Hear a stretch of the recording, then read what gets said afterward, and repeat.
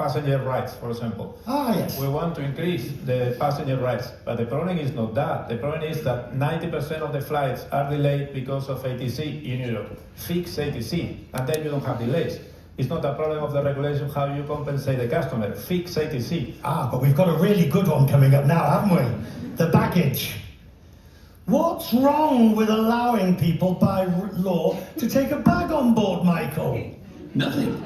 It's the second bag. There's a couple of fundamental points here.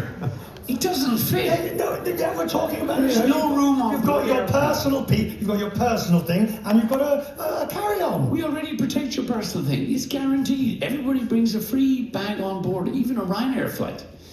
A wallet. It's the second bag that doesn't fit. It won't fit on a fully packed 737. It won't fit on a turboprop feeder aircraft. Now, I know this is a minor detail to European parliamentarians,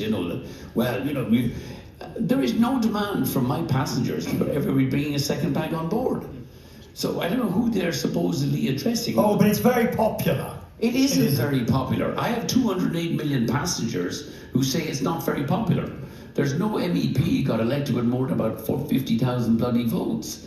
As usual, the MEPs are distracted away from fixing the real problem, which is 90% of the flight delays are caused by ATC. Don't, Cynthia, go there because you're going to get murdered here. Trust me. Shall we let her have a go? Go on.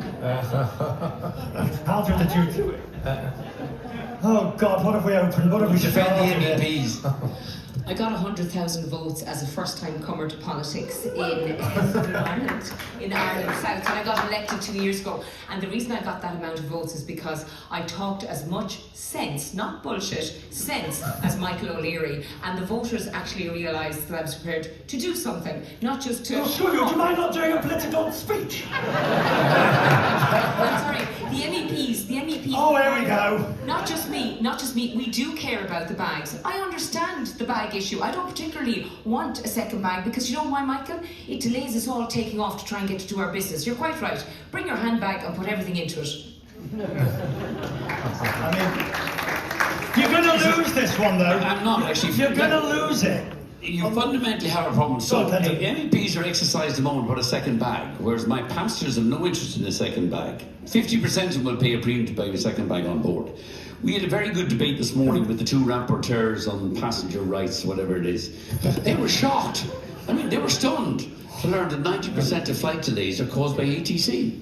Who knew? Kenton, I mean, some sanity to this. In all of this debate about passenger rights, what passengers really want is an end to flight delays caused... Language, sir, language. I'm Irish.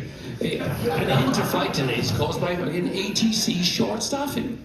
And that's where the problem lies. As I said this morning, we will agree to any reform of passenger right compensation if the Parliament fixes air traffic control. They won't fix air traffic control. They haven't addressed the issue, and nor will the Commission. Please. Well, I mean, on air traffic control, I couldn't agree more. I mean, it's shocking, and we now assume a really poor level of service, and then we just decide how much we're going to be let down even on that assumption. So, it is really bad. It needs to be fixed. It's as Michael says, 90% of the delays, and I don't think we'd be talking about EU 261 if they fixed air traffic control. And it's such a simple thing to fix. Turn up at the start of your shift, man the first wave, and protect overflying. I think the second bag is just clearly a nonsense. I mean, I think we can only get, for a large cabin bag, we have about room for 50% of the customers to bring them. 40% of our customers choose to travel for their advertised headline fare. They don't select a seat, maybe they don't bring a second bag. They would have to pay for the people who wanted the second bag. The people who wanted the second bag, they would get a crap service because 1 in 2 times they'd have to wait at a baggage belt for it to pick up, and that's not what they wanted. So I just think it's exactly the opposite of consumer choice. Those that want it can't guarantee it. Those that don't want it have to pay for it. It's a disaster. It's a stupid idea. Can you kill it off? I mean, let's hope so. I mean, it's such a bad idea. It's such a bad idea. And it's been thought out by people I assume haven't been on aircraft. And it's one of the few things that I'm in total agreement with Michael on. So, And ETS and Schiphol. I mean, even a legacy carrier like ours, the planes don't have enough space. It delays our departures. It doesn't make there's no benefit to doing this. And then same thing on the air traffic control issue and how that fits into EU 261. Like, fix the problem of air traffic control, and EU 261 won't be such a big deal.